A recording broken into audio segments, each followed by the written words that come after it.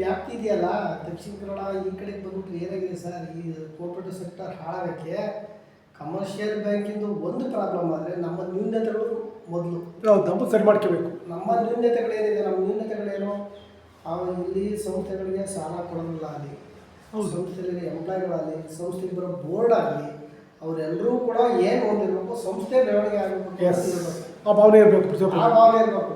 ಇಲ್ಲಿ ಬರೋ ಕೆಲವು ಆಡಳಿತ ಮಂಡಳಿಯಲ್ಲಿ ಏನು ಮಾಡ್ತಾರೆ, ಅವನು ಕೆಲಸ ಮಾಡೋರು ಯಾವ ಅವನು ಯಾವ ಜಾತಿಯವರು, ನಮ್ಮ ಕಡೆಗೆ ಮಾತ್ರ ಸಾಲ ಕೊಡಿಸ್ಬೇಕು. ಈ ಹಳೆ ಮೈಸೂರು ಬಂದವರು ಕೆಟ್ಟ ತೀರಾ ನೀವು ಕೇರಳಕ್ಕೆ ಹೋದ್ರಿ ಸರ್, ನನಗೆ ಆಶ್ಚರ್ಯ ಆಗ್ತದೆ. ಬ್ಯಾಗಲ್ಲಿ ಸರ್ ಸೀಲು ಇದೆಲ್ಲ ಬ್ಯಾಗಲ್ಲಿ ಮಾಡೋದು. ಅದು ಆಗಿನ ಕಾಲದಲ್ಲಿ ಗ್ರಾಮ ಲೆಕ್ಕಿಗೆ ಅಂತ ಇದ್ರಲ್ಲ ಅವ್ರು ಮಾಡೋದು. ನಾವು ಮಾಡೋ ಕೆಲಸಕ್ಕೆ ನಮಗೆ ಗೌರವ ಕೊಡ್ಬೇಕು ಅಂದ್ರೆ ಗೌರವ ಕೊಡೋಕೆ ನಾವಿರ್ಬೇಕು. ಹೌದು ಏನಂದ್ರೆ ನೋಡಿ, ನೀವು ಹೇಳಿ ಸತ್ಯ ಸರ್. ಸೊಸೈಟಿ ಹೇಗಿರ್ಬೇಕು ಅಂದ್ರೆ ಅಟ್ಲೀಸ್ಟ್ ಧೈರ್ಯ ಇರ್ಬೇಕು. ನಿಟ್ಟಕ್ಕೆ ಬ್ಯಾಂಕ್ ಅಂತ ಅಂದಾಗ ಹೇಳ್ಕೊಳಂಗಿರ್ಬೇಕು, ಬ್ಯಾಂಕ್ ಕನಪ್ಪ ಇದು ಅಂತ ಒಂದು ಅಟ್ಮಾಸ್ಫಿಯರ್ ಇರ್ಬೇಕು. ಈಗ ಕೂತಿದ್ರೆ ಪರವಾಗಿಲ್ಲ, ಹೌದು ಖುಷಿ ಆಗ್ಬೇಕು. ಬ್ಯಾಂಕ್ ಮರ ಇದು ಪರವಾಗಿಲ್ಲ, ಬ್ಯಾಂಕ್ ಇದಾಗೆ ಇದೆ ಅಂತ ಅನ್ಬೇಕು. ನೀವು ಗೋಡನ್ ಹೋಗ್ಕೊಂಡು ಬ್ಯಾಂಕ್ ಹೋಗ್ಬಿಟ್ರೆ ಏನು ಬಂದು ಹೋಗೋದಿಲ್ಲ. ಇಲ್ಲಿ ದುಡ್ಡಲ್ಲಿ ಇರ್ತಾರೆ ಬರೋಲ್ಲ ಕೊಟ್ಟಿರಲಿ, ಅದು ಬೇಕಲ್ವಾ? ನಿಜ ಸರ್, ನಿಜ ಹೇಳ್ತಲ್ಲ. ನಿಜವಾಗ್ಲೂ ಇವೆಲ್ಲ ಯೋಚನೆ ಮಾಡಬೇಕು. ಆ ವಿಚಾರದಲ್ಲಿ ನಿಜವಾಗ್ಲೂ ಖುಷಿ ಆಗ್ತದೆ. ನಿಮ್ಮ ಬ್ಯಾಂಕ್ ಇದೆ, ನಮಗೆ ಸಾಲ ಮಾಡೋಂಥ ಶಕ್ತಿ ನಮ್ಮಲ್ಲಿಲ್ಲ. ನಮ್ಮ ಸಜೆಷನ್ ತಗೊಳ್ಳೋ ಜನಗಳಿಗೆ ಯಾರೂ ಇಲ್ಲ, ಹೇಳಿದ್ರೆ ಕೇಳೋಂಥವ್ರು ಯಾರೂ ಇಲ್ಲ. ಹಂಗಾಗಿ ನಾವಿಲ್ಲಿ ಏನು ಮಾಡೋದು, ಹೆಂಗೆ ಬಂತು ಹಂಗೆ ದೂರಕ್ಕೆ ಹೋಗೋಣ. ಆ ಮನೋಭಾವನೆ ಈಗ ಮನುಷ್ಯ ಮುಂದೆ ಹೋಗ್ತಾಯಿದ್ದೀನಿ ಅಂದಾಗ ಸಪೋರ್ಟ್ ಮಾಡಿದ್ರೆ ಮುಂದೆ ಹೋಗ್ತಾನೆ. ಕಾಲಿಡ್ದು ಎಳ್ದು ಬೇಜಾರಾದಾಗ ಅವನೇ ಡಿಮೋಟ್ ಆಗ್ಬಿಡ್ತಾರೆ. ಅಲ್ಲ ಖಂಡಿತ ಏನಿದೆ ಮಾಡ್ಕೊಂಡು ನಡಿತಾರೆ, ಬಿಡಪ್ಪ ನನ್ನ ಕೆಲಸ ಆಯಿತು, ನಾನಾಯಿತು ಅಷ್ಟೇ. ಅಲ್ಲ ಇದ್ರಲ್ಲಿ ಪರವಾಗಿಲ್ಲ ಸರ್. ನಿಮ್ಮ ಏನು ಈ ಚಟ್ಟಚಟ್ಟನಹಳ್ಳಿ ಮತ್ತು ಅಡುಗೂರು, ಅರೇಹಳ್ಳಿ, ಜಾವಗಲ್ಲು ಅಂದರೆ ಅಡುಗೂರು, ಗಡ್ತಳ್ಳಿ, ಚಚ್ಚಟ್ಟಳ್ಳಿ, ಹಳೇಬೀಡು, ಹೆಬ್ಬಾಳು, ಈ ನಮ್ಮ ಹೇಳಲ್ಲ, ಬೇಲೂರು ತಾಲೂಕಿನ ಸಹಕಾರಿ ಸಂಘಗಳು ಎಲ್ಲವೂ ಚೆನ್ನಾಗಿದ್ದಾವೆ. ಆರ್ಥಿಕವಾಗಿ ತುಂಬಾ ಚೆನ್ನಾಗಿದ್ದಾವೆ. ಅತ್ಯಂತ ಓವರ್ ಲಾಭ ಇಲ್ಲ ಅದ್ಭುತವಾಗಿ ನಡೀತಾ ಇದ್ದಾವೆ. ಸರ್ವಿಸ್ ಕೊಡೋದಿರ್ಬೋದು. ಅದ್ರಲ್ಲೂ ಇನ್ನೂ ಎಕ್ಸ್ಪೆಷಲಿ ಹೇಳ್ಬೇಕು ಅಂತಂದ್ರೆ ಶಿರಪುರ ಅಂತ ಇದೆ, ದಬ್ಬೆ ಅಂತ ಇದೆ, ಮತ್ತೆ ಅನುಗಟ್ಟ ಅಂತ ಇದೆ, ಸನ್ಯಾಸಿಹಳ್ಳಿ, ವೆಂಕಿಹಳ್ಳಿ, ಇವೆಲ್ಲ ಇದಾವಲ್ಲ, ಅರೆಹಳ್ಳಿ, ಅವೆಲ್ಲ ಕಡೆ ಗೊಬ್ಬರ ಸಿಕ್ಕಾಪಟ್ಟೆ ಸೇಲ್ ಆಗುತ್ತೆ ಸರ್. ಒಂದು ವರ್ಷಕ್ಕೆ ಕಡಿಮೆ ಗೊಬ್ಬರ 3 ರಿಂದ 4 ಕೋಟಿ ಸೇಲ್ ಮಾಡ್ತಾರೆ. ನೋಡಿ, ಅಲ್ಲ ನೀವು ಮಲೆನಾಡು ಬಗ್ಗೆ ಹೋದ್ರೆ ಸರ್, ಇದರಲ್ಲಿ ಹಾನ್ಮಾಡಲ್ಲಿ ಸರ್, ಹಾನ್ಮಾಡಲ್ಲಿ ತೋರಿಸ್ತೇನೆ ನಿಮಗೆ, ಬರ್ತಿದ್ದೆ ನಾನು ಅವ್ರದ್ದು ತೋರಿಸ್ತೇನೆ ನನಗೆ. ಹಾನ್ಮಾಡ ಅವ್ರದ್ದು ಇದಾದ ನಂತರ ಹಾನ್ಮಾಡಲ್ಲಿ ಎಂತ ಗೊಬ್ಬರ ಸೇಲ್ ಮಾಡ್ತಾರೆ ಸರ್. ಅಶೋಕ್ SP CEO, ಒಳ್ಳೆ CEO ನಿಜವಾಗ್ಲೂ. ಅವರು ಕೂಡ ಅಶೋಕ್ ಕೂಡ ಅದ್ಭುತವಾಗಿ ವರ್ಕ್ ಮಾಡ್ತಾ ಇದ್ದಾರೆ. ಅವರೆಲ್ಲರೂ ಕೂಡ ಏನಂತಂದರೆ ಸಣ್ಣ ಪರವಾಗಿಲ್ಲ ಸರ್. ನಿಮ್ಮ ಬ್ಯಾಚ್ ನೀವು ನೋಡಿದಾಗ ಎಂತ ಮಂದಿ ಇರ್ತಾರೆ. ಆಲ್ಮೋಸ್ಟ್ ಎಲ್ಲ ಸೊಸೈಟಿಗಳು ಚೆನ್ನಾಗಿದ್ದಾವೆ ಸೊಸೈಟಿಗಳು ಸರ್. ಜೊತೆಗೆ ಇನ್ನೊಂದೇನಾಗುತ್ತೆ ಅಂತಂದರೆ, ಈ ಬ್ಯಾಂಕಲ್ಲಿ ಡಿವಿಡೆಂಟ್ ನೀವು ಏನೇ ಮಾಡಿ, ನೀವು ಎಷ್ಟೇ ಇದು ಮಾಡಿ, ಫೈನಲ್ ಹೇಳೋದು ಸರ್ ನಿಮ್ಮ ಲಾಭಾಂಶ ಎಷ್ಟಿದೆ ಆಗ ಗೊತ್ತಾಗೋದು ಈ ಸೊಸೈಟಿಗೆ ಏನಿದೆ ಅಂತ. ಲಾಭ ಅಲ್ಲಿ ಡಿವಿಡೆಂಟ್, ಏನು ಡಿವಿಡೆಂಟ್ ಕೊಡ್ತೀರಪ್ಪ, ಏನು ಲಾಭ ಇದೆ, ಈಗ ಹೇಳ ನೀವು ಸೊಸೈಟಿ ಬಗ್ಗೆ ಮಾಡ್ತೀರಿ, ಈಗ ಮಾತಾಡೋ ಅಂತಾರೆ. ಹೇಳಿ ಸರ್ ಅದ್ರ ಬಗ್ಗೆ ಮಾತಾಡ್ತೀವಿ sir. Present 31/3/2025 audited balance sheet 3,37,000, 8 lakh ಇತ್ತು. ಅದನ್ನು ಪ್ರಾವಿಷನ್ ಎಲ್ಲ ಮಾಡಿ 3,36,000 ನೆಟ್ ಪ್ರಾಫಿಟ್ ಅನ್ನು ರಿಸರ್ವ್ ಮಾಡಿ ಇಟ್ಟಿದ್ದೀವಿ. ಈ ವರ್ಷ ನಮ್ಗೆ ಏನಾಗಿದೆ ಅಂತ ಅಂದರೆ, ಡೆಪಾಸಿಟ್ ಜಾಸ್ತಿ ಇರೋದ್ರಿಂದ ಇಂಟ್ರೆಸ್ಟ್ ಪೇಡ್ ಜಾಸ್ತಿ ಕೊಡಲೇಬೇಕಾಗ್ತದೆ, ಮತ್ತು ಕಾಸ್ಟ್ ಆಫ್ ಇನ್ವೆಸ್ಟ್ಮೆಂಟ್ ಜಾಸ್ತಿ ಇರೋದ್ರಿಂದ ನಮ್ಮದು ಲಾಭ ನಾನು ಅಷ್ಟೇ ಹೆಚ್ಚಿಗೆ ಎಕ್ಸ್ಪೆಕ್ಟೇಷನ್ ಮಾಡೋಕೆ ಹೋಗಿಲ್ಲ. ಯಾಕಂದರೆ ಲಾಸ್ನ ಫುಲ್ಫಿಲ್ ಮಾಡಿ 23 ಲಕ್ಷ ದುಡ್ಡು ಆಯಿತು. ಹಾಗಾಗಿ ನಾನು ಈ ವರ್ಷದ ಮಟ್ಟಿಗೆ 1-1.5 ಲಕ್ಷ ಲಾಭ ಟಾರ್ಗೆಟ್ ಇಟ್ಟಿದ್ವಿ. ಆಲ್ಮೋಸ್ಟ್ ಆಗುತ್ತೆ. ಅಕ್ಯುರೇಟೆಡ್ ಆಗಿ 4-4 ಲಕ್ಷ ಲಾಭ ಕೊಡ್ತೀವಿ ಸರ್. ಸಂಸ್ಥೆ ಇವತ್ತಿನ ಪರಿಸ್ಥಿತಿಗೆ ಆರ್ಥಿಕವಾಗಿ ಚೆನ್ನಾಗಿದೆ. ಅಲ್ಲ ಫೈನಲ್ ಬೇಕಾಗಿರ್ತಕ್ಕಂಥದ್ದು. ಅದು ನೀವು ಏನೆಲ್ಲ ಮಾಡ್ಕೊಂಡ್ರಿ, ಏನೋ ಕಟ್ಕೊಂಡ್ರಿ, ಜನ ಕೇಳಿದ್ರೆ ಫೈನಲ್ 1 ವರ್ಷಕ್ಕೆ 16-17 ಕೋಟಿ ಟ್ರಾನ್ಸಾಕ್ಷನ್ ನಡೆಯುತ್ತೆ. ಅದು ಕೇಳಿದ್ದು ಉಂಟು ವಾರ್ಷಿಕ ಮಹೋತ್ಸವದಲ್ಲಿ. ಅಲ್ಲ ಅವ್ರು ಕೇಳೋದು ತಪ್ಪು ಅಂತ ನಾವು ಹೇಳೋಕ್ಕಾಗಲ್ಲ. ಅವ್ರಿಗೆ ಅನ್ಸಿದ್ದವ್ರು ಹೇಳೋ ರೈಟ್ಸು ಅವತ್ತಿನ ಸಭೆಯಲ್ಲಿ ಅವ್ರು ಇದ್ದೇ ಇರುತ್ತೆ. ಖಂಡಿತ ಸರ್. ಅಲ್ಲಲ್ಲಿ 14 ಕೋಟಿ ವ್ಯವಹಾರ ಮಾಡ್ತೀವಿ ಅಂತೀರಿ, ಬರೀ 1 ಲಕ್ಷ ನೋಡಿ ಹೊಸ ಸತ್ಯ ಏನು ಏನೋ ಮಾಡಾಕಿದೆ ಸೆಕ್ರೆಟರಿ. ಟ್ರಾನ್ಸಾಕ್ಷನ್ ಅಂತೆ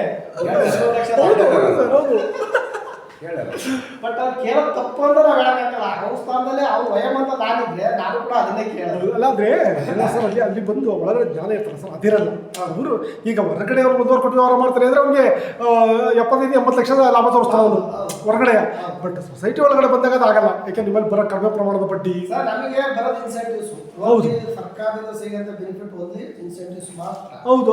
ಇಲ್ಲಿ ಸಂಸ್ಥೆ ಅಡ್ಮಿನಿಸ್ಟ್ರೇಷನ್ ಕಾಸ್ಟು, ಸಂಸ್ಥೆ ಬಿಲ್ಡಿಂಗ್ ಕಾಸ್ಟ್ಗಳು, ನಮ್ಮ ಎಂಪ್ಲಾಯ್ ಕಾಸ್ಟು ಎಲ್ಲರೂ ನಾವು ಬ್ಯಾಲೆನ್ಸ್ ಮಾಡಬೇಕು ಅಂತ ಅಂದಾಗ ಲಾಭಾಂಶ ಆಟೋಮೆಟಿಕ್ ಕಡಿಮೆ ಹಾಗೆ ಆಗುತ್ತೆ. ಒಂದು ಇನ್ನು ನೀವು ಹೇಳೋಕ್ಕೆ ಚನ್ನಪಟ್ಟಣ ಸೈಡೆಲ್ಲ 10-15 ಕೋಟಿ ಇದೆಯಲ್ಲ ಅಡ್ವಾನ್ಸು, ಆ ಥರ ಏನಾರು ಆಗಿ ಈಗ ನೋಡಿ ಲಾಭಾಂಶ ಕಡಿಮೆ ಆಗಿದ್ದ ಸಂಸ್ಥೆಗೆ 3% ಇತ್ತು, ಸೆಂಟ್ರಲ್ ಗೌರ್ಮೆಂಟಿಂದ ಪ್ರಾಂಪ್ಟಲ್ಲಿ 3% ಥ್ರೂ ಸೊಸೈಟಿಗೆ ಬರೋದು, ಅದು ಡ್ರಾಪ್ ಆಯಿತು ಆಯಿತಾ. ಈಗ 2%, 2.5% ಕೊಡ್ತಾಯಿದ್ರು, ಅದು ಡ್ರಾಪ್ ಆಯಿತು. 2.10 ಕೊಟ್ಟು ಅದು ಡ್ರಾಪ್ ಆಯಿತು, 2 ಕೊಟ್ಟರು ಅದು ಡ್ರಾಪ್ ಆಯಿತು. ಈಗೆಲ್ಲ 1.75 ಇದೆ. ನಾವೇನೇ ಅಡ್ವಾನ್ಸ್ ನಮ್ಮ ಕೋಆಪರೇಟಿವ್ ಸೆಕ್ಟರಲ್ಲಿ ಕೇಳೋದೇ ಇಲ್ಲ. ನಮ್ಮ ಕೋಆಪರೇಟಿವ್ ಸೆಕ್ಟರ್ನ ಯಾಕೆ ಹಿಂಗೆ ಮಾಡ್ತೀರಿ ಅಂತ ಕೇಳೋದೇ ಇಲ್ಲ. ಅಲ್ಲಿ ಕೆಲಸ ಮಾಡ್ತಾ ಇರೋದು ಮನುಷ್ಯರೇ. ಹೌದು ಆಯ್ತಾ. ಸರ್ಕಾರ ನಮಗೆ ಕೊಡ್ತಾ ಇರೋದು ಬರೀ ಬಡ್ಡಿ ಮಾತ್ರ, ಬೇರೆ ಏನು ಕೊಡ್ತಾ ಇಲ್ಲ. ಆ ಕೊಟ್ಟಂತ ಬಡ್ಡಿನೂ ಕೂಡ ಪ್ರತಿ ವರ್ಷ ಕಡಿಮೆ ಮಾಡ್ಕೊಂಡು ಬರ್ತಾ ಇದೆ. ನಾವು ಜೀವನ ಇದು ಸತ್ಯ. ಇದು ನೀವು ಹೇಳ್ತಿರ್ತಿರಲ್ಲ, ಇದು 100% ಸತ್ಯ. ಜನಗಳಿಗೆ ಗೊತ್ತಿಲ್ಲದೆ ಇರ್ತಕ್ಕಂಥ ಸತ್ಯ ಇದು. ಜನಗಳಿಗೆ ಗೊತ್ತಿಲ್ಲದೆ ಇರ್ತಕ್ಕಂಥ ಸತ್ಯ. ಯಾವನಿಗೂ ಗೊತ್ತಿಲ್ಲ ಜನಗಳಿಗೆ ವಿಚಾರ. ಏನಪ್ಪ ಅವ್ರು 1.5 ಕೋಟಿ ಮಾಡ್ತಾವ್ರೆ, 50 ಲಕ್ಷ ಲಾಭ ತೆಗಿಬೇಕು, ಇವ್ರು ತಿಂತಾರೆ. ನೀವು ಸಾಮಾನ್ಯವಾಗಿ ಮಾತಾಡೋದು, ನೀವು ಹಳ್ಳಿಗಳಲ್ಲಿ ಸಾಮಾನ್ಯವಾಗಿ ನೋಡಿ, ನೀವು ಬೇಕಾದ್ರೆ ನೀವು ಎಷ್ಟೇ ಆನೆಸ್ಟ್ ಆಗಿರಿ ಸರ್ ಸೊಸೈಟಿಯವರು. ನಾನು ಎಷ್ಟೋ ಸರಿ ಮಾತಾಡ್ಕೊಂಡು ಹೋಗಿದ್ದೇನೆ ಬಸ್ಗಳಲ್ಲಿ ಮಾತಾಡ್ಬೇಕಾದ್ರೆ. ಸೊ ಹಳ್ಳಿ ನೀವು ಬಸ್ಗಳಲ್ಲಿ ಹಚ್ಬಿಟ್ರೆ ಹಳ್ಳಿ ಬಸ್ ಹತ್ತಿರ ಸತ್ಯ ಹೇಳ್ತಾರೆ ಅವ್ರು ಕೂತ್ಬಿಟ್ಟು, ಅಷ್ಟಿತ್ತು ಇಷ್ಟು ತಿಂದವ್ರೆ. ಇದು ಸಾಮಾನ್ಯವಾಗಿ ಆಡುಭಾಷೆ ಮಾಡಿ ಇಷ್ಟೇ ತಿಂದ್ರು ಅಂತೆಲ್ಲ ಹೇಳ್ತಿರ್ತಾರೆ. ಆದರೆ ಏನಂದ್ರೆ ಒಳಗಡೆ ವಿಚಾರ ಗೊತ್ತಿರಲ್ಲ, ಸತ್ಯ ಗೊತ್ತಿರಲ್ಲ, ಮಾಡುವಂತಿಲ್ಲ. ನಾವೀಗ ಹೋರಾಟ ಮಾಡ್ತಾ ಇರೋದು ಸರ್ ನಮ್ಮ ಅಸ್ತಿತ್ವ ಉಳಿಸ್ಕೊಳ್ಳೋಕೆ ಅಷ್ಟೇನೆ. ಯಾಕೆ ಅಡ್ವಾನ್ಸ್ ಅಲ್ಲಿ ಯಾಕೆ ಜಾಸ್ತಿ ಮಾಡೋಕೆ ಉದ್ದೇಶ ಒಂದೇ, ನಮ್ಮ ಕೆಲಸಕ್ಕೆ ಸಂಬಳ ಬೇಕು. ಸರ್ಕಾರ ಕೊಡಲ್ಲ. ಸರ್ಕಾರ ಕೊಡ್ಲಿಲ್ಲ ಅಂತ ಅಂದ್ರೆ ನಮ್ಮ ಸಂಸಾರ ಏನಾಗುತ್ತೆ. ಹೌದು. ಅದಕ್ಕಾಗಿ ಕನಿಷ್ಠ ಈಗ ನಾವು ಸರ್ಕಾರ ಕೇಳ್ಕೊಳ್ಳೋದಿಷ್ಟೇ, ದಯಮಾಡಿ ಕೋಆಪರೇಟಿವ್ ಸೆಕ್ಟರ್ ಹೊಟ್ಟೆ ಮೇಲೆ ಹೊಡಿಬೇಡ್ರಿ. 2% ಇದ್ದಿದ್ದು 1.25 ತಂದಿದ್ರಿ, ಮುಂದೆ ವರ್ಷಕ್ಕೆಲ್ಲ 1.5 ಅಂತ ಮಾಡ್ತಾ ಇದ್ರಿ. ಈ ತರ ಬದುಕದೇ ಆಗಿ ಬದುಕದೇ ಆಗಿ ಸರ್ಕಾರಿ ನೌಕರಿಗೆ ಬೇಸಿಕ್ 60,000-70,000 ಬೇಸಿಕ್ಕು ಇಲ್ಲ ಏನು. ನಿಜವಾಗ್ಲೂ ಇದು ಕಷ್ಟದ ವಿಚಾರ ಸರ್. ಅಲ್ಲಿ ನೋಡಿ ಸರ್, ಹೇಳ್ತಿಲ್ಲ 10 ನ್ಯಾಷನಲ್ ಸೊಸೈಟಿ ಲಾಸ್ ಆಗಲಿ, 1 ಕೋಆಪರೇಟಿವ್ ಬ್ಯಾಂಕ್ ಲಾಸ್ ಆಗ್ಬಾರ್ದು. ಕಾರಣ ಏನಂದ್ರೆ ಸರ್, ಗೊತ್ತಿಲ್ಲದೆ ಇರೋನಿಗೆ ಅವು ಥ್ರೂಔಟ್ ಇಂಡಿಯಾ ಲಾಸ್ ನ ಫುಲ್ಫಿಲ್ ಮಾಡ್ತಾರೆ. ಈ ಸೊಸೈಟಿ ಲಾಸ್ ಆಯ್ತು ಅಂದ್ರೆ ಇದೇ ಸೊಸೈಟಿ ಲಾಭ ಮಾಡಬೇಕು. ಹೌದು. ಪಕ್ಕದ ಗಟ್ಟಳೆ ಸೊಸೈಟಿ ಲಾಭ ಆಗಲ್ಲ ಸರ್. ಮುಚ್ಚಿ ಹೋಗ್ತಕ್ಕಂಥದ್ದು ಫೈನಲಿ ನೀವು ಮುಚ್ಚಿಕೊಂಡು ಹೋಗ್ಬಿಡಪ್ಪ ಅಂತಾರೆ. ಸರ್ಕಾರ ಬರೋದಲ್ಲಿ ಕೂರೋದು ಸಹಾಯ ಮಾಡೋದು ಇಲ್ಲ. ಮುಚ್ಚಿಬಿಡಯ್ಯ, ಸೊಸೈಟಿ ಬಾಗ್ಲಾಕ್ಬಿಡಯ್ಯ, ನಾವು ಮಾಡಲ್ಲ, ಯಾರು ಬೇರೆ ನಡೆಸಿದ್ರೆ ಕೊಟ್ಬಿಡಯ್ಯ ಅವನಿಗೆ. ನಮಗೆ ನನ್ನ ಒಂದು ಮನವಿ ನಿಮ್ಮ ಮುಖಾಂತರ ನೀವೇನೋ ದಯಮಾಡಿ ಸಹಕಾರಿ ಸಂಘಗಳ ಜೊತೆ ಸರ್ಕಾರ ಚಲ್ಲಾಟ ಆಡೋದಂತೂ ಬೇಡ. ಯಾಕಂದ್ರೆ ಅದರಲ್ಲಿ ಕೆಲಸ ಮಾಡ್ತಾ ಇರಬೇಕು ಎಂಪ್ಲಾಯ್ಗಳು, ಮನುಷ್ಯರೇ. ಅವ್ರಿಗೂ ಕುಟುಂಬ ಇರುತ್ತೆ, ಅವ್ರ ಜೀವನಕ್ಕೆ ನಡೆಸೋಂಥ ಶಕ್ತಿ ಇರುತ್ತೆ. ಈಗಲೇ ಆಲ್ರೆಡಿ 1.75% ನಿಲ್ಲಿಸಿದ್ದೀರಿ. ಇನ್ನೂ ಮುಂದೆ ನೀವು ಕಡಿಮೆ ಮಾಡ್ತಾ ಹೋದ್ರೆ ಅಲ್ಲಿ ಎಲ್ಲಿ ಕಡಿಮೆ ಮಾಡ್ತೀರಾ ಅಲ್ಲಿ ಸಂಸ್ಥೆ ಹಾಳಾಗುತ್ತೆ. ಖಂಡಿತ ಸರ್, ಕರೆಕ್ಟ್, ಸತ್ಯ ಇದೆ. ಹೌದು. ನಾನು ಹೊಟ್ಟೆ ತುಂಬ ಇವತ್ತು ಮಧ್ಯಾಹ್ನ ನಾನು ಊಟ ಹಾಕಿದ್ರೆ ನಾನು ಸಂಜೆವರೆಗೂ ಹೊಟ್ಟೆ ಹಸುವ. ಯಾರು ಕೇಳ್ತಾರೆ ಸರ್ ಮತ್ತೆ ಊಟವನ್ನ? ಅದು ಊಟ ಕೊಡಲಿಲ್ಲ ಆದರೆ ನಾವು ಬದುಕಬೇಕು ಅಂದ್ರೆ ಏನಾದ್ರು ಮಾಡಲೇಬೇಕು, ಅನಿವಾರ್ಯ. ಹಂಗಾಗಿದೆ. ಇದನ್ನ ನಮ್ಮ ಯೂನಿಯನ್ ಅಷ್ಟೇ. ಈಗ ನಮ್ಮ ತಾಲೂಕಲ್ಲಿ ಯೂನಿಯನ್ ಇದೆ ಸರ್, ನಾವು ಸಪ್ರೇಟ್ ಯೂನಿಯನ್ ಮಾಡಿದ್ದೀವಿ. ಅದ್ರ ಇದ್ರ ಬಗ್ಗೆ ಚರ್ಚೆನೂ ಮಾಡ್ಬೋದು. ಇಲ್ಲ ಸರ್ಕಾರ ಮಾಡ್ತಾರೆ ಒಂದು ಮಾಹಿತಿ ಕೊಡ್ಬೇಕಿತ್ತು ಅಂತ ಕೊಟ್ಟು ಇದ್ದೀವಿ. ಅವರು 100ರ ಪರಿಗಣನೆ ಮಾಡೋಣ ಅಂತ ಹೇಳಿದರೆ ಹಂಗೇನಾರು ಆಗಿ 2% ಆಯಿತು ಅಂತ ಅಂದರೆ ಸರ್ ನಮಗೆ ಒಂದು 10 ಕೋಟಿ ಅಡ್ವಾನ್ಸ್ 20 ಲಕ್ಷ ಬರುತ್ತೆ. ಇಲ್ಲಿ ಎಂಪ್ಲಾಯ್ ಕೆಲಸ ಏನು ಮಾಡ್ತಾ ಇದ್ವಿ, ಅವ್ರ ಜೀವನ ಚೆನ್ನಾಗಿರ್ಬೇಕು, ಸಂಸ್ಥೆ ಚೆನ್ನಾಗಿರ್ಬೇಕಂದ್ರೆ ಎಂಪ್ಲಾಯ್ ಚೆನ್ನಾಗಿರ್ಬೇಕು. ಹೌದು ಹೌದು ಹೌದು ಹೌದು. ಅದೊಂದು ನನ್ನ ಮನವಿ ನಿಮ್ಮ ಮುಖಾಂತರ ಸರ್ಕಾರ ತಲುಪಿಸೋದಾದ್ರೆ ನೀವು ಖಂಡಿತ ಸರ್. ಈಗ ನಮ್ಮ ಒಂದು ಗ್ರೂಪ್ ಇದೆ, ನಮ್ಮ ನ್ಯೂಸ್ ಗ್ರೂಪಲ್ಲಿ, ವಾಟ್ಸಪ್ ಗ್ರೂಪು.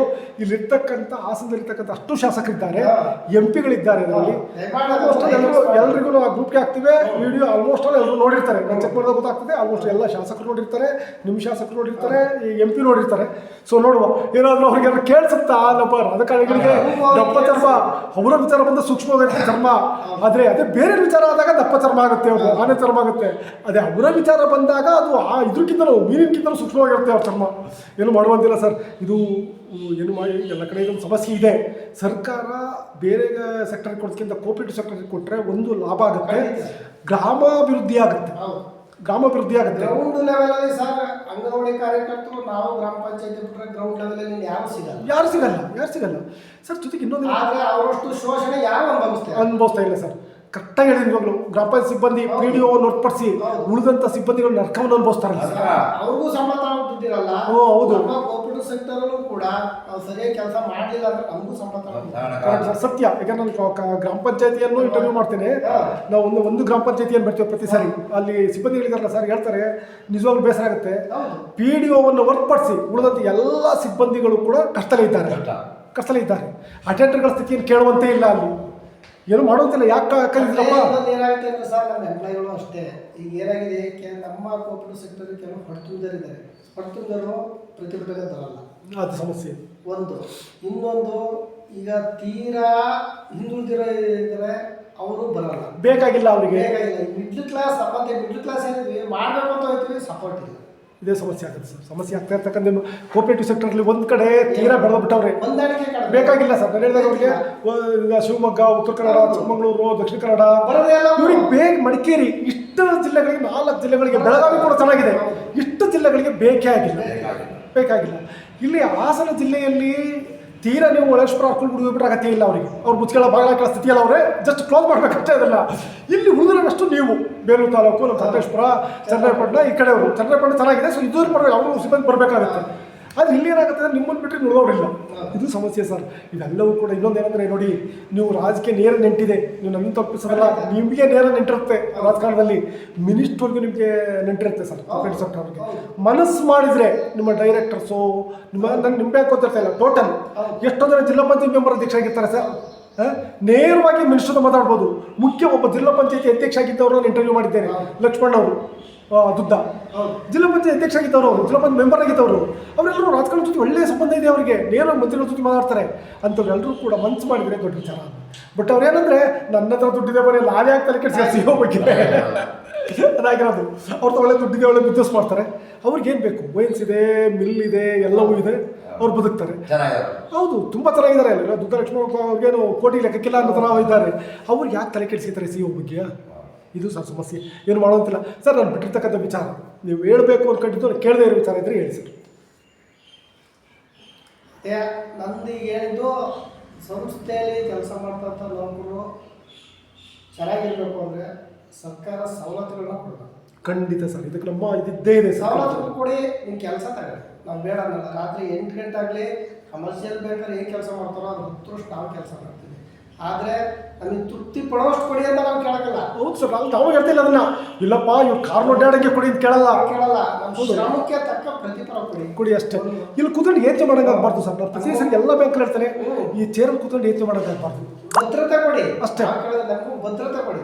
ಭದ್ರತೆ ಎಲ್ಲಿರುತ್ತೋ ಅಲ್ಲಿ ಯಾವತ್ತೂ ಅಭದ್ರತೆ ಇರಲ್ಲ. ಖಂಡಿತ ಅಭದ್ರತೆ ಇದ್ದ ಸಕ್ಸಸ್ ಆಗಲ್ಲ. ಹೌದು, ಕೊಟ್ಟುಬಿಟ್ಟು ಕೇಳಿ, ನೀವೇನು ಮಾಡಿ ಇಲ್ಲಿ ಕೊಟ್ಟು ಕೇಳಿ. ಎಲ್ಲಿಗಾರು ಹಾಕಿ ಏನಾರು ಮಾಡಿ ಕಾರ್ಮಿಕ ಬೆಳಗ್ಗೆ 8 ಗಂಟೆಗೆ ಹೋದ್ರೆ 2 ಗಂಟೆಗೆ ವಾಪಸ್ ಬರ್ತಾನೆ, ಅವನು 1000 ರೂಪಾಯಿ ತಗೊಂಬತ್ತೇನೆ. ಖಂಡಿತ ಸರ್, ಕರೆಕ್ಟು. ಇವನು ಬೆಳಗ್ಗೆ 8 ಗಂಟೆಗೆ ಬಂದರೆ ಸಾಯಂಕಾಲ 6 ಗಂಟೆಗೆ ಹೋಗ್ತಾನೆ, ಅವಾಗ 8 ಗಂಟೆಗೆ ಹೋಗ್ತಾನೆ. ಟೈಮಿಂಗ್ ಚೆನ್ನಾಗಿಲ್ಲ, ಟೈಮಿಂಗ್ಸ್ ಇಲ್ಲ.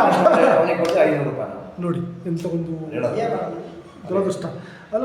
ಸರ್ ಕೂಲಿ ಅವ್ರಿಗೆ ಬರೋದು ಕಷ್ಟ. ನನ್ನ ಮಿಸಸ್ ಸೋಮವಾರ ಇದರಲ್ಲಿ ಮಡಿಕೇರಿಯಲ್ಲಿ ಜಾಬಲಿದ್ದಾರೆ ಸರ್. ಅಲ್ಲೆಲ್ಲ ಸಂಪೂರ್ಣವಾಗಿ ಇದ್ರ ಹುಡುಗರು ಕೆಲಸ ಬಂದಿದ್ದಾರೆ ಅಸ್ಸಾಮಿಂದ, ತೋಟಗಳಿಗೆ ಹೋಗೋರು. ಪರ್ ಡೇ ಅವ್ರಿಗೆ 1000 ರೂಪಾಯಿ ಸಂಬಳ. ಅದೇ ಹೇಳ್ತಾರೆ, 1000 ರೂಪಾಯಿ ಸಂಬಳ ತೋಟದಲ್ಲಿ. 9 ಗಂಟೆಗೆ ಹೋಗ್ತಾರೆ, 5 ಗಂಟೆ ಮನೆ ಹತ್ತದ ಅವರೇ ಕರ್ಕೊಂಡು ಬಿಡ್ತಾರೆ. ಒಳ್ಳೆ IT ಅಪ್ಲೈಗಳ ನಂತರ 2 ಗಂಟೆಗೆ ವಾಪಸ್ ಹೋಗ್ತಾನೆ. ಹೌದು, ನಾವು ತಿಂಡಿ ಕೊಡ್ಬೇಕು, ಊಟ ಕೊಡ್ಬೇಕು, ಇಲ್ಲ ಎಣ್ಣೆ ಕೊಡು, ಎಣ್ಣೆ ನಮ್ಮ ಮನೇಲಿ ಇಷ್ಟೇ ಸರ್. ಸರ್ಕಾರಕ್ಕೆ ನಿಮ್ಮ ಮುಖಾಂತರ ನೀವು ಕೊಡ್ಸೋದ್ರೆ ಸರ್ಕಾರದಲ್ಲಿ ಕೆಲಸ ಮಾಡ್ತಿರೋಂಥ ನೌಕರಿಗೆ ಭದ್ರತೆ ಕೊಡಿ. ಭದ್ರತೆ ಬೇಕು, ಸೇವಾ ಭದ್ರತೆ ಒಂದು ಕೊಡಿ. ನೀವು ಏನಾದ್ರು ಕೆಲಸ ಕರೆಕ್ಟ್ ಸರ್, ಸತ್ಯ. ಸೇವಾ ಭದ್ರತೆ ಇಲ್ಲ ಅಂದರೆ ಗೌರ್ಮೆಂಟ್ ಎಂಪ್ಲಾಯಿಗಳು ಎಷ್ಟು ಕೆಲಸ ಮಾಡ್ತಾರೋ ಅಷ್ಟೇ ಕೆಲಸ ನಾವು ಮಾಡ್ತೀವಿ. ಅಷ್ಟಲ್ಲ ಸರ್, ಹೇಳಬೇಡಿ. ಅದ್ರ 2 ಪಟ್ಟು ಮಾಡ್ತೀರಾ. ಸರ್ಕಾರಿ ಎಂಪ್ಲಾಯ್ ಗಿಂತ 2 ಪಟ್ಟು ಜಾಸ್ತಿ ಇರುತ್ತೆ. ಗೊಬ್ಬರ, ಅಕ್ಕಿ, ಯಶಸ್ಸು ಅದು ಏನ್ ಬೇಕು ಎಲ್ಲಾ ಕೆಲಸ ಬೇಕು ಅಂತಂದ್ರೂ ನಾವು ಬಂದು ಗೊಬ್ಬರ ಕೊಟ್ಟೋ ಪರಿಸ್ಥಿತಿ ನಾವು ಮಾಡಿದ್ದಾರೆ. ನಾವಂತಲ್ಲ, ಎಲ್ಲ ಎಲ್ಲರೂ ಮಾಡಿದ್ರು, ಎಲ್ಲ ಸೊಸೈಟಿಯಲ್ಲಿ. ಇಷ್ಟೆಲ್ಲ ಮಾಡಿ ಕೂಡ ಸರ್ಕಾರ ಕೊಡಾಗಿಲ್ಲ. ಇಲ್ಲ ಅವ್ರು ವಹಿಸ್ಕೊಳ್ಳೋ ಮಿನಿಸ್ಟರ್ ಸರಿ ಇಲ್ವಾ, ಇಲ್ಲ ಈ ಇಲಾಖೆಗೆ ಅದು ಶಾಪ್ ಏನೋ ಗೊತ್ತಿಲ್ಲ ಒಟ್ಟಲ್ಲಿ, ಇಲ್ಲ ನಮ್ಮಲ್ಲಿರೋ ಹೊಂದಾಣಿಕೆ ಕೊಡ್ತಾನೆ ಏನೋ ಗೊತ್ತಿಲ್ಲ ಒಟ್ಟಲ್ಲಿ. ಸರ್ಕಾರ ನಮ್ಮ ಭದ್ರತೆ ಕೊಟ್ಟು ಅವ್ರು ಏನಾದ್ರು ಕೆಲಸ ತಗೊಳ್ಳಿ, ನಮ್ಮ ರಿಕ್ವೆಸ್ಟ್ ಅಷ್ಟೇ. ಇದಾಗಬೇಕು ಸರ್. ನಿಜವಾಗ್ಲೂ ಇದಾಗಲೇಬೇಕು. ಅನಿವಾರ್ಯವಾಗಾದರೂ ಕೂಡ ಸರ್ಕಾರಿ ಕಡೆ ಅಂದರೆ ಇಲ್ಲಿಂದನೇ ಹೋಗಿರ್ತಾರೆ ಸರ್. ಅಧ್ಯಕ್ಷ ಹೋಗಿ ಅಲ್ಲಿ ಮಿನಿಸ್ಟರ್ ಆಗಿರ್ತಾರಲ್ಲ ಸರ್, ಎಲ್ಲ ಕೋಆಪರೇಟಿವ್ ಸೆಕ್ಟರ್. ನೀವು ಯಾರು ತಾಳೆ ಕೋಆಪರೇಟಿವ್ ಸೆಕ್ಟರಿಂದ ಬಂದವ್ರನ್ನೇ ಮಂತ್ರಿ ಮಾಡಿರ್ತಾರೆ. ಅವರಿಗೆ ಸ್ವಲ್ಪ ಜ್ಞಾನ ಇದ್ದರೆ ಇಲ್ಲಿ ಡೈರೆಕ್ಟರ್ ಆಗಿರ್ತಾರೆ, ಇಲ್ಲಿ ಅಧ್ಯಕ್ಷರಾಗಿರ್ತಾರೆ. ಅವರು ಮಾಡಬೇಕು ಅಂತ ಇರುತ್ತೆ, ಮಾಡಲ್ಲ ತಲೆ ಕೆಡಿಸ್ಕೊಳ್ಳಲ್ಲ. ಮಾಡಬೇಕು ಅಷ್ಟೇ ಮುಗ್ದೋಯ್ತು. ನಮಗೇನು ಬಿಡ ಮಾಡ್ಕೊಳ್ಳಿ ಈ ಸ್ಥಿತಿಲಿ ಇರ್ತಾರೆ. ಅವರು ಒಮ್ಮೆ ಯೋಚನೆ ಮಾಡಿದರೆ ಅವ್ರಿಗೆ ಗೊತ್ತಿರುತ್ತೆ ಕಷ್ಟ, ಕೋಆಪರೇಟಿವ್ ಸೆಕ್ಟರ್ ಎಷ್ಟು ಕಷ್ಟ ಇದೆ ಅಂತ. ಅವ್ರು ಮನಸ್ಸು ಮಾಡಿದರೆ ಸಹಕಾರಿ ಇಲಾಖೆ ಒಳಗಡೆ ಮರ್ಜ್ ಮಾಡಿಬಿಟ್ಟು ನಿಮ್ಮನ್ನು ಎಂಪ್ಲಾಯಿಗಳಿಗೆ ಸರ್ಕಾರ ಸಂಬಳ ಕೊಡುತ್ತಪ್ಪ, ಸರ್ಕಾರ ಸ್ಯಾಲರಿ ತಗೋತಾರೆ. ಅವರು ಲಾಭ ಏನು ಮಾಡ್ತಾರೆ, ಸೊಸೈಟಿ ಇಟ್ಕೊಳ್ಳಿ ಅಂತೇಳಿ ಮುಗ್ದೋಯ್ತು. ಅದು ಏನು ಮಾಡೋಂಗಿಲ್ಲ, ಅಷ್ಟೊಂದು ದುಡ್ಡು ಕೊಡಬೇಕಲ್ಲ. ಬೇಕಾದ್ರೆ ಓಟ್ ಬೀಳ್ತಾ ಇದ್ರೆ ಫ್ರೀಯಾಗಿ ಏನು ಬೇಕಾದ್ರೆ ಕೊಟ್ಬಿಡ್ತಾರೆ ಏನು ಬೇಕಾದ್ರೆ ಮಾಡ್ತಾರೆ. ಆದರೆ ಇದಕ್ಕೆ ಮಾಡಲ್ಲ ಸರಿ. ಇದಕ್ಕೆ ಇರೋದು ಒಂದೇ ಮಾರ್ಗ. ನನಗೆ ತಿಳಿದಾಗೆ ನೀವೆಲ್ಲ ಸಹಕಾರಿ ಏನು ಎಂಪ್ಲಾಯ್ಗಳಿದ್ದೀರಾ ಕರ್ನಾಟಕ ಸಂಪೂರ್ಣ ಒಂದಾಗಬೇಕು, ಸಂಪೂರ್ಣ ಕೂರ್ಬೇಕು, ತಿಂಗಳಗಟ್ಟಲೆ ಬರ ತೆಗಿಬಾರ್ದು ಅಷ್ಟೇ. ಎಫೆಕ್ಟ್ ಆಗಬೇಕು ಅಂದ್ರೆ ಅಂಗನವಾಡಿ ಕಾರ್ಯಕರ್ತರಲ್ಲಿ ಯೂನಿಟಿ ಇದೆ. ಹೌದು, ಯೂನಿಟಿ ಇಲ್ಲ, ಅದೇ ಸಮಸ್ಯೆ ಸರ್. ಇಲ್ಲ ಅಂಗನವಾಡಿ ಕಾರ್ಯಕರ್ತರಿಗೆ ತಿಂಗಳಿಗೆ ಸಿಗೋದು ಒಂದೇ ಸಲ. ಹೌದು, ಅದು ದುಡ್ಡಿನ ಮಾತು ಅವ್ರಿಗೆ ಗೊತ್ತಿದೆ. ನಮ್ಮಲ್ಲಿ ಏನಾಗಿದೆ ಅದನ್ನ ಹೇಳ್ಬಾರ್ದು. ಅಲ್ಲಲ್ಲೇ ಆಗ್ತಾ ಇರುತ್ತೆ. ಅದೇ ಸಮಸ್ಯೆ. ಡೈಲಿ ದುಡ್ಡು ನೋಡ್ತಾ ಇರ್ತೀರಾ ಸರ್ ನೀವು, ಅದು ಪ್ರಾಬ್ಲಮ್. ಅದೇ ಕಾರಣ ಅವ್ರ ತರ ಕೆಲ್ಸಕ್ಕೆ ಇಲ್ಲ.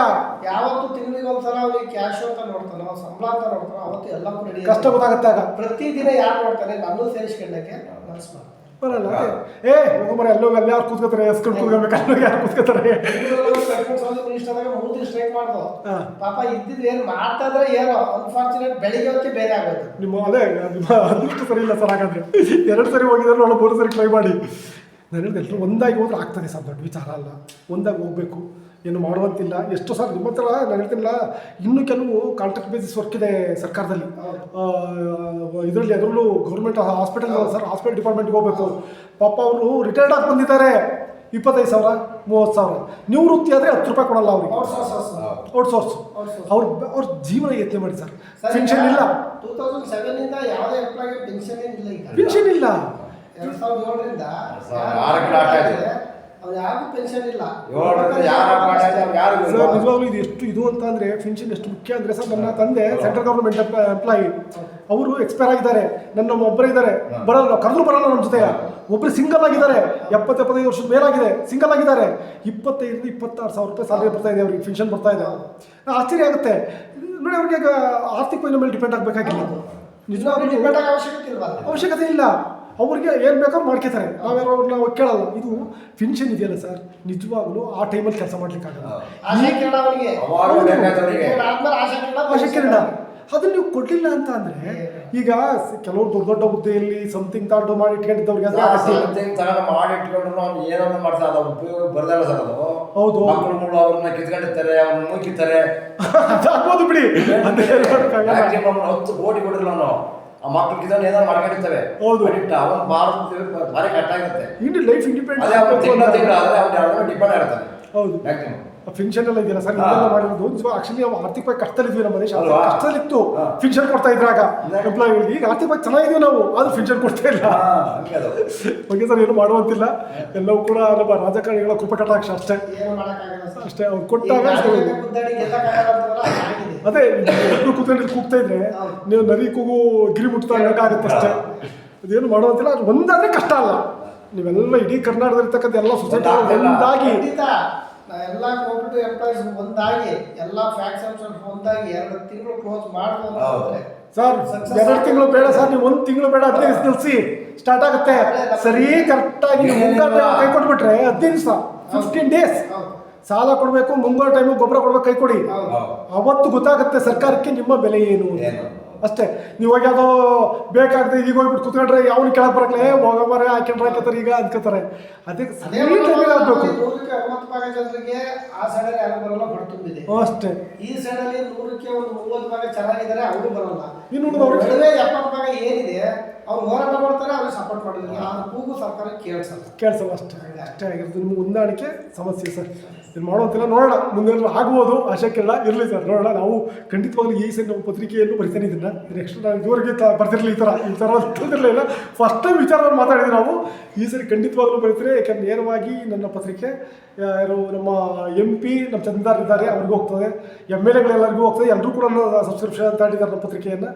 ಖಂಡಿತವಾಗ್ಲೂ ಸರ್ ನೋಡ್ತಾರೆ ಏನೋ ಗೊತ್ತಿಲ್ಲ, ಬರ್ದಂತೂ ಕಳಿಸ್ತೇವೆ, ನೋಡೋಣ. ಆದಷ್ಟು ಲೀಡ್ ನ್ಯೂಸ ಮಾಡ್ತೀನಿ ವಿಚಾರವನ್ನು ತಗೊಂಡು ಎಷ್ಟು ಸರಿ ಅವ್ರು ಮಾಡ್ತಾ ಇರ್ತಕ್ಕಂಥದ್ದು. ಏನಿಲ್ಲ, ನಮ್ಮ ಮನವಿ ಪುನಃ ನಮ್ಮ ಮನವಿ, ಸಹಕಾರಿ ಸಂಘಗಳ ಮೇಲೆ ಸರ್ಕಾರ ಬ್ರಹ್ಮಾಸ್ತ್ರ ಬಿಡೋದು ಬೇಡ. ಯಾಕಂದ್ರೆ ಈಗ 1.25% ತಂದು ಹೌದು ಸರ್, ಆಗಲ್ಲ, ಕಷ್ಟ ಇದೆ, ಜೀವನ ಮಾಡೋದು ಕಷ್ಟ ಇದೆ ಆಯ್ತಾ. ಈ ಒಂದು 2.5% ಆರು ಮಾಡಿದ್ರೆ ಸರ್, ಸರ್ಕಾರ ಸೆಂಟ್ರಲ್ ಗೌರ್ಮೆಂಟ್ಗೆ 3% ಬರ್ತಾ ಇದೆ, ಸ್ಟೇಟ್ ಗೌರ್ಮೆಂಟ್ಗೆ. ಪ್ರಾಣ ಪೇರ್ ಯಾರು ಅಡ್ವಾನ್ಸ್ ರಿಕವರಿ ಮಾಡ್ತಾನೆ, ಸರ್ಕಾರದಿಂದ ಡೈರೆಕ್ಟ್ ಬರೋದು ನಮಗೆ ಬರೋದು. ಈ ಸರ್ಕಾರ ಬಂದಿರೋದನ್ನ ಕ್ಯಾನ್ಸಲ್ ಮಾಡ್ತು. ಈಗ ಕೊಡ್ತಾರಂತ 1.25% ಕೂಡ ಸೆಂಟ್ರಲಿಂದ ಬರ್ತಾರೆ, 3% ಇದೆ. ಸ್ಟೇಟ್ ಗೌರ್ಮೆಂಟೇ ಕೊಡ್ತಾ ಇಲ್ಲ, ಸೆಂಟ್ರಲ್ ಗೌರ್ಮೆಂಟಿಂದ ಬರ್ತಾ ಇರೋ 3% 1.25% ಕೊಡ್ತಾ ಇದೆ. ಅದು ಯಾಕೆ ಕಡಿಮೆ ಮಾಡಿದ್ರು ಅನ್ನೋದು ಇನ್ನೂ ಎಕ್ಸ್ಟ್ರಾ ಪ್ರಶ್ನೆ, ಅದಕ್ಕೆ ಸಮರ್ಪಕವಾದ ಉತ್ತರ ಇಲ್ಲ ಅಂದರೆ ಈ ಪ್ರಶ್ನೆ ಮಾಡೋದೇ ಇಲ್ಲ. ಹಾಗಾಗಿ ಕೇಳೋದ್ದಂಗಾಗಿದೆ ಸರ್. ಈಗ ಏನಂದ್ರೆ ನೋಡಿ, ಅವ್ರಿಗೆ ಇದು ಮಾಡ್ಕೋಬೇಕು 2 ಸೆಕೆಂಡ್ ಚರ್ಚೆನೇ ಆಗಲ್ಲ. ಅವ್ರಿಗೆ ಸವಲತ್ತುಗಳನ್ನ ಇಂಪ್ರೂವ್ ಮಾಡ್ಕೋಬೇಕಾದ್ರೆ ಅದೇ ಒಬ್ಬ ಗೌರ್ಮೆಂಟ್ ಎಂಪ್ಲಾಯಿಗೂ ಅದೇ ಒಬ್ಬ ಕೋಪರೇಟಿವ್ ಚರ್ಚೆಗೆ ತಗೊಂಡು ನೋಡಲಿಲ್ಲ ಸರ್ ಇಷ್ಟು ದಿವಸ. ಕೋಪರೇಟಿವ್ ಬಗ್ಗೆ ಸೆಕ್ಟರ್ ಬಗ್ಗೆ ನಾನು ಮಾತನಾಡಿದ್ದನ್ನ ಇದುವರೆಗೂ ನಾನು ನೋಡಿಲ್ಲ ಸರ್. 22 ವರ್ಷ ಮಾಧ್ಯಮಕ್ಕೆ ಬಂದು ಎಷ್ಟೋ ದಿವಸ ವಿಧಾನಸೌಧದಲ್ಲಿ ಕೂತ್ಕೊಂಡು ನಾನು ನ್ಯೂಸ್ ಮಾಡಿದ್ದೇನೆ ಸರ್, ದೊಡ್ಡ ಚಾನಲ್ಗಳಲ್ಲಿ ಕೆಲಸ ಮಾಡಬೇಕಾದ್ರೆ. ಆದರೆ ಒಂದೇ ಒಂದು ದಿವಸ ಕೋಪರೇಟಿವ್ ಸೆಕ್ಟರ್ ಬಗ್ಗೆ ಚರ್ಚೆ ಮಾಡಿದ್ದಿಲ್ಲ. ನೋಡ್ರಪ್ಪ, ಇವಾಗ ಸಹಕಾರಿ ಇದ್ರ ಬಗ್ಗೆ ಮಾತನಾಡೋಣ ಅಂತ. ಸಹಕಾರಿ ಸಂಘಗಳಂದ್ರೆ ಅವ್ರ ದೃಷ್ಟಿಲಿ ಏನು ಅಂತಂದರೆ ಅಕ್ಕಿ ಕೊಡೋದು ಅಷ್ಟೇ. ಮಟ್ಟಕ್ಕೆ ಇದಾಗ್ತದೆ. ಏನು ಮಾಡೋಂಗಿಲ್ಲ, ನಮ್ಮ ಶಾಸಕರುಗಳ ಮೇಲೆ ಡಿಪೆಂಡ್ ಆಗ್ತದೆ ಎಲ್ಲ. Okay sir, thank you sir. ನಮ್ಮ ಈ ವ್ಯಾಪ್ತಿ ಇದೆಯಲ್ಲ, ದಕ್ಷಿಣ ಕನ್ನಡ ಈ ಕಡೆಗೆ ಬಂದ್ಬಿಟ್ಟು ಏನಾಗಿದೆ ಸರ್, ಈ ಕೋಪರೇಟಿವ್ ಸೆಕ್ಟರ್ ಹಾಳಾಗಕ್ಕೆ ಕಮರ್ಷಿಯಲ್ ಬ್ಯಾಂಕಿಂದು ಒಂದು ಪ್ರಾಬ್ಲಮ್ ಆದರೆ ನಮ್ಮ ನ್ಯೂನತೆಗಳು ಮೊದಲು ನಮ್ಮ ಸರಿ ಮಾಡ್ಕೋಬೇಕು. ನಮ್ಮ ನ್ಯೂನತೆಗಳೇನಿದೆ, ನಮ್ಮ ನ್ಯೂನತೆಗಳೇನು, ಇಲ್ಲಿ ಸಂಸ್ಥೆಗಳಿಗೆ ಸಾಲ ಕೊಡೋದಿಲ್ಲ ಆಗಲಿ, ಸಂಸ್ಥೆಗಳಿಗೆ ಎಂಪ್ಲಾಯ್ಗಳಾಗಲಿ, ಸಂಸ್ಥೆಗೆ ಬರೋ ಬೋರ್ಡ್ ಆಗಲಿ, ಅವರೆಲ್ಲರೂ ಕೂಡ ಏನು ಹೊಂದಿರಬೇಕು, ಸಂಸ್ಥೆ ಬೆಳವಣಿಗೆ ಆಗಬೇಕು, ಆ ಭಾವನೆ ಇರಬೇಕು.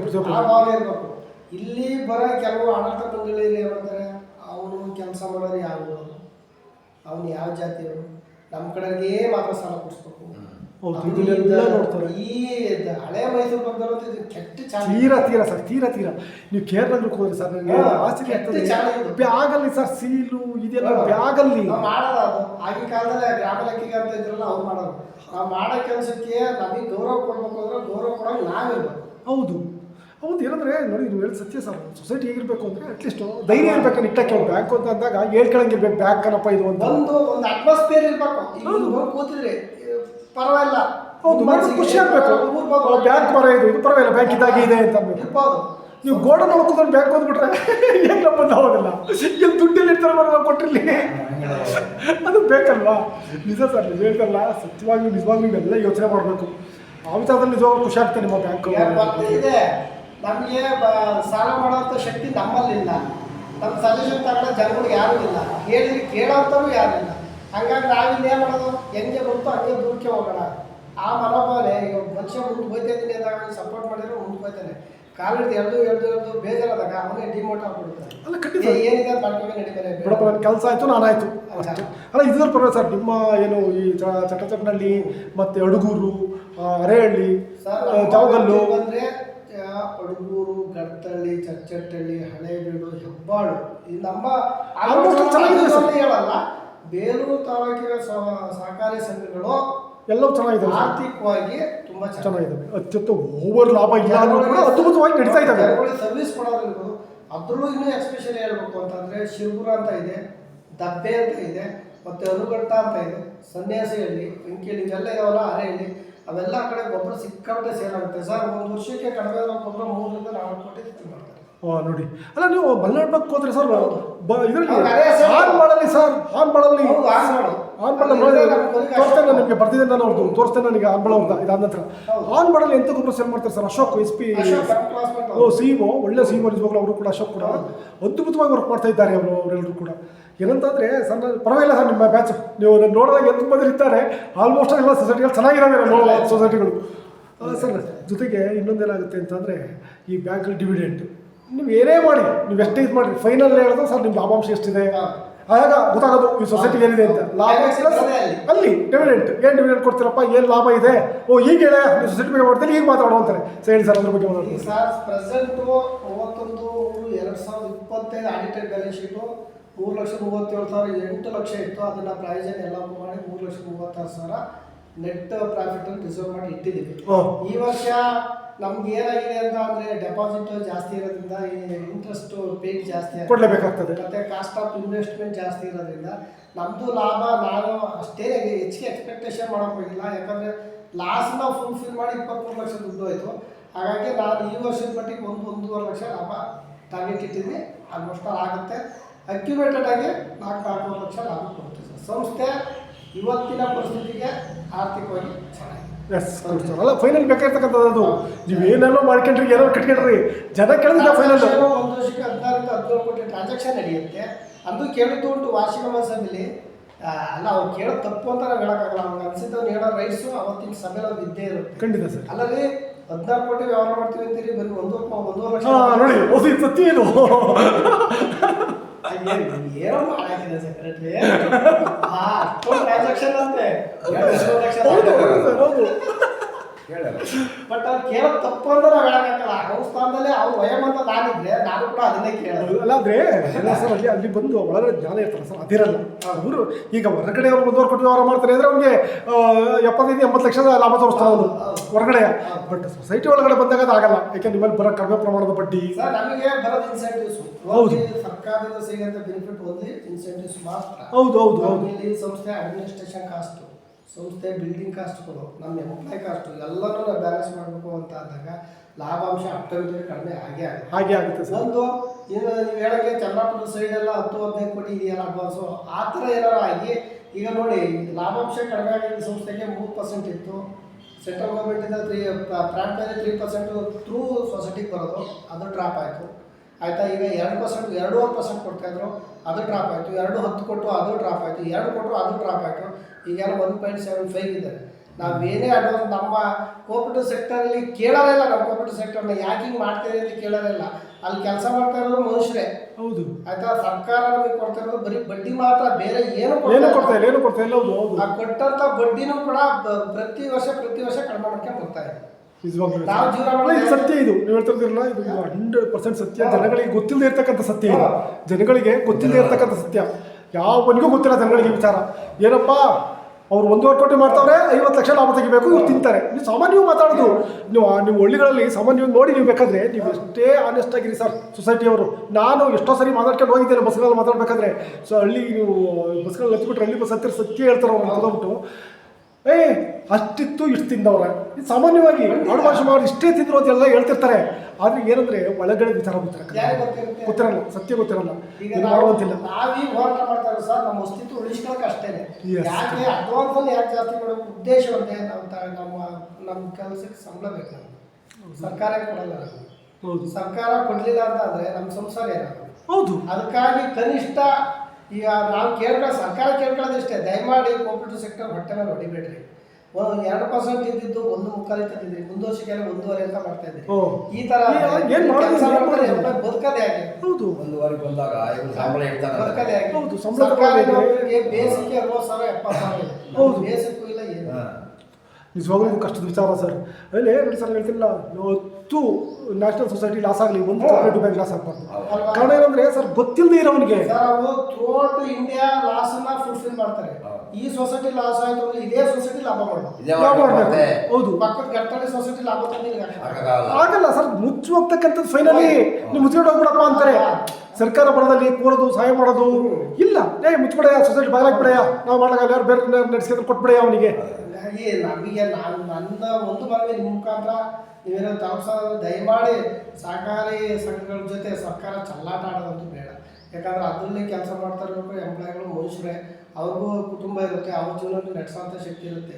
ಈಗಲೇ ಆಲ್ರೆಡಿ 1.75% ನಿಲ್ಲಿಸಿದ್ದೀರಿ. ಇನ್ನೂ ಮುಂದೆ ನೀವು ಕಡಿಮೆ ಮಾಡ್ತಾ ಹೋದ್ರೆ ಅಲ್ಲಿ ಎಲ್ಲಿ ಕಡಿಮೆ ಮಾಡ್ತೀರಾ ಅಲ್ಲಿ ಸಂಸ್ಥೆ ಹಾಳಾಗುತ್ತೆ.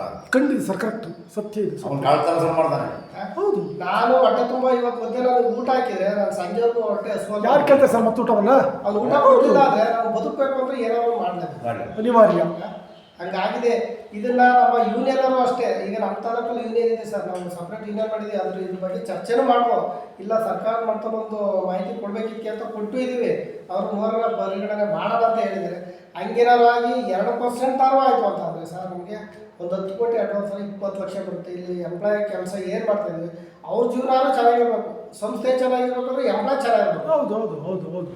ಅದೊಂದು ನನ್ನ ಮನವಿ ನಿಮ್ಮ ಮುಖಾಂತರ ಸರ್ಕಾರ ತಲುಪಿಸೋದಾದ್ರೆ ನೀವು ಖಂಡಿತ ಸರ್. ಈಗ ನಮ್ಮ ಒಂದು ಗ್ರೂಪ್ ಇದೆ, ನಮ್ಮ ನ್ಯೂಸ್ ಗ್ರೂಪ್ ಅಂತ ವಾಟ್ಸಪ್ ಗ್ರೂಪು. ಇಲ್ಲಿರ್ತಕ್ಕಂಥ ಹಾಸನದಲ್ಲಿರ್ತಕ್ಕಂಥ ಅಷ್ಟು ಶಾಸಕರಿದ್ದಾರೆ, MP ಗಳಿದ್ದಾರೆ. ಅದರಲ್ಲಿ ಎಲ್ರಿಗೂ ಆ ಗ್ರೂಪ್ಗೆ ಹಾಕ್ತೀವಿ ವಿಡಿಯೋ. ಆಲ್ಮೋಸ್ಟ್ ಆಲ್ ಎಲ್ಲರೂ ನೋಡಿರ್ತಾರೆ. ನಾನು ಚೆಕ್ ಮಾಡಿದಾಗ ಗೊತ್ತಾಗ್ತದೆ. ಆಲ್ಮೋಸ್ಟ್ ಎಲ್ಲ ಶಾಸಕರು ನೋಡಿರ್ತಾರೆ, ನಿಮ್ಮ ಶಾಸಕರು ನೋಡಿರ್ತಾರೆ, ಈ MP ನೋಡಿರ್ತಾರೆ. ಸೊ ನೋಡುವ, ಏನಾದರೂ ಅವ್ರಿಗೆ ಕೇಳಿಸುತ್ತಾ